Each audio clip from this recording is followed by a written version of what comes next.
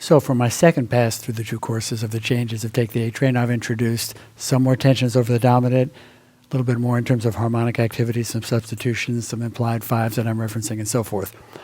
So initially, the one chord typically should not have a lot of tension on this tune because the tune itself is pretty diatonic. So I'm probably sticking to things like sixes and nines over the major chords. So that major nine is a good default, or major 6-9. So for that 2 chord, I did reference a little bit more tension in this case.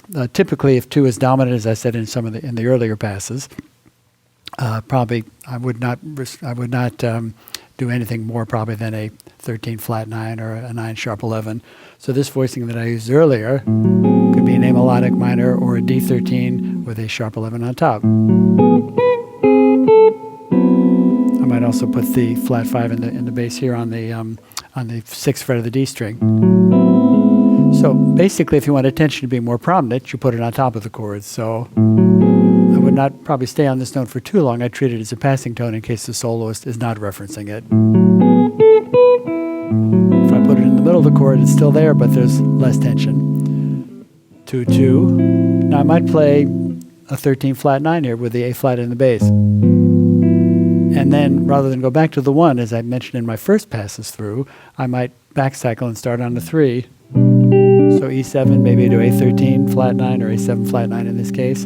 I can make that same move down a whole step, D7, or D minor rather, sorry, to G7 flat 9 or G13 flat 9. So that's a simple move, essentially the same move on the 5th fret, E minor A7, and then D minor G7. I want to play them as 13 flat 9s, it could be. I'm back to the C major, and that's the voicing I used earlier, has the 9 on top and the flatted 5th and the 5th together. Again, for that D7, probably less tension for the 2 dominants, so it could be. I might put the flat 9 there.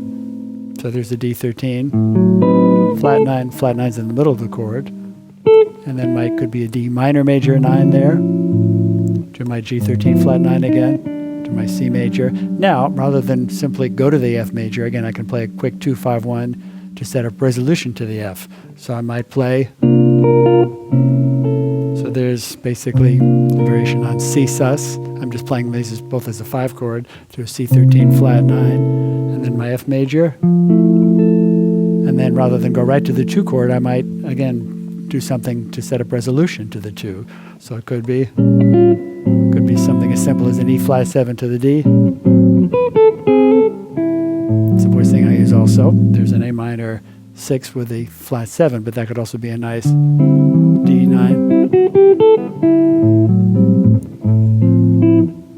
There's again, the move of the D minor 9 to the G13 flat 9, to my C major 9, and then back to my 2 dominant, to my 2, 5, and then either going back to the 1 or cycling. Again, I could make the same move, E minor 7 to A13, or A7 flat 9, or A13 flat 9, same move. If I'm going to do the little higher on the neck, it could be. That's the same variation on, a slightly different variation on 3, 6 dominant 2, 5, 1.